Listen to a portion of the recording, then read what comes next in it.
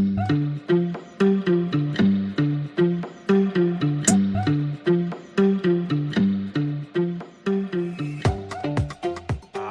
saya mempersilakan Yang Berhormat Datuk Seri Dr. Mujahid bin Yusof Rawal untuk soalan seterusnya.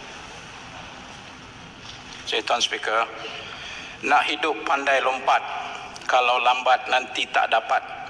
Sila jawab dengan tepat. Soalan saya nombor 4. Terima kasih Yang Berhormat Datuk Seri Dr. Mujahid.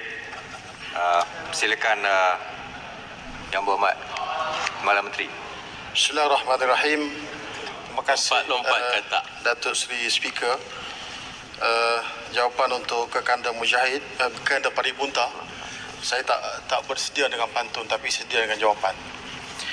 Tuan Dipertua, kerajaan dari semasa ke semasa berusaha memastikan institusi pendidikan pondok, tahfiz, sekolah agama di negara ini sentiasa kekal berdaya saing, selari dengan aspirasi negara untuk memertabakkan institusi pendidikan Islam dalam mencapai dan mendepani cabaran revolusi industri 4.0. Bermula tahun 2017, Kerajaan Persekutuan telah menyediakan peruntukan khas secara one-off sebanyak 80 juta. Peruntukan ini merangkumi institusi pondok sebanyak 50 juta dan tahfiz sebanyak 30 juta. Manakala pada tahun 2018, Kerajaan Persekutuan telah memperuntukkan sebanyak 75 juta, institusi pondok diperuntukkan sebanyak 25 juta dan institusi tahfiz sebanyak 50 juta yang disalurkan melalui Kementerian Pembangunan Luar Bandar KPLB di bawah seliaan Giat Mara. Seterusnya pada tahun 2019, kerajaan memperuntukkan sebanyak 100 juta secara one-off. Peruntukan ini merangkumi 25 juta untuk institusi pondok, 50 juta untuk institusi tahfiz dan 25 juta pula untuk sekolah agama yang disalurkan melalui Kementerian Pendidikan Malaysia. Keprihatinan Kerajaan Persekutuan berhubung perkara ini dapat dilihat menerusi pembentangan bajet 2020, iaitu sebanyak 100 juta diluruskan di mana 25 juta untuk institusi pondok, 50 juta untuk institusi tahfiz dan 25 juta lagi untuk sekolah agama. Keseluruhan peruntukan ini diagihkan melalui Jabatan Kemajuan Islam Malaysia. Sekian, terima kasih. Terima kasih Yang Berhormat Kepala Menteri. Silakan Yang Berhormat Datuk. Terima kasih. Sekurang-kurangnya Tuan Speaker Dewan ini dimaklumkan bahawa peruntukan daripada kerajaan dulu memang tinggi untuk tahfiz dan juga sekolah agama. Jadi tidak timbul isu menyatakan kononnya dulu Pakatan Harapan tidak membela Islam dan sebagainya. Tapi itu bukan soalan saya. Soalan tambahan saya ialah sebagaimana kita sedia maklum, peruntukan kewangan itu satu hal Tuan Speaker, tapi lebih penting saya ingin minta penjelasan. Bagaimanakah perkembangan apa yang kita namakan sebagai Majlis Tahfiz Negara? Majlis ini adalah lanjutan daripada Dasar Pendidikan Tahfiz Negara, di mana tujuannya adalah untuk perundangan, penguatkuasaan, kebajikan dan juga keselamatan kepada institusi tahfiz.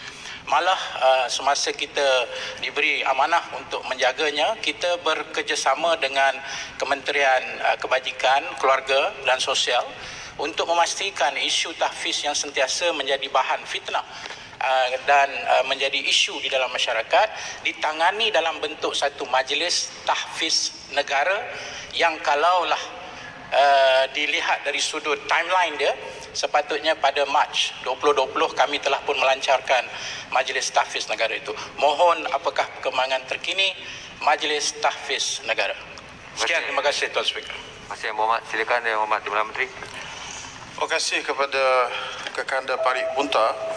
Untuk makluman Dewan Yang Mulia ini, bahawa peningkatan peruntukan kepada semua institusi yang disebutkan tadi, pondok, tahfiz dan juga sekolah agama, itu peningkatan secara biasa dari tahun ke tahun. Apapun saya juga nak tegaskan kepada Dewan Yang Mulia ini, inisiatif pemberian kepada pondok-pondok dan juga sekolah tahfiz ini sebenarnya dimula di zaman tahun 2015 lagi, di zaman Kerajaan Barisan Nasional pada waktu itu. Jadi tidak timbul soal ini adalah merupakan perkara yang dimulakan oleh Kerajaan Pakatan Harapan.